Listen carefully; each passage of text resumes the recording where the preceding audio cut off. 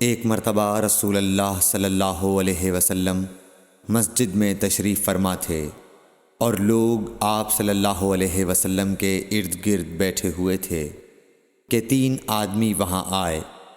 ان میں سے 2 رسول اللہ صلی اللہ علیہ وسلم کے سامنے پہنچ گئے اور ایک واپس چلا گیا۔ پھر وہ دونوں رسول اللہ صلی اللہ علیہ وسلم کے سامنے کھڑے ہو گئے۔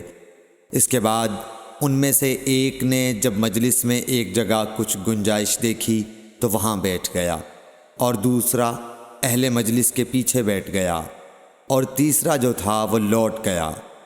تو جب رسول اللہ صلی اللہ علیہ وسلم اپنی گفتگو سے فارغ ہوئے تو صحابہ رضی اللہ عنہم سے فرمایا، کیا تمہیں 3 آدمیوں کے بارے میں نہ بتاؤں؟ تو سنو۔ ان میں سے ایک نے اللہ سے پناہ چاہی، اللہ نے اسے پناہ دی، اور دوسرے کو شرم آئی تو اللہ بھی اس سے شرمایا کہ اسے بھی بخش دیا، اور تیسرے شخص نے منہ موڑا، اللہ نے بھی اس سے منہ موڑ لیا۔ صحیح بخاری حدیث نمبر 66۔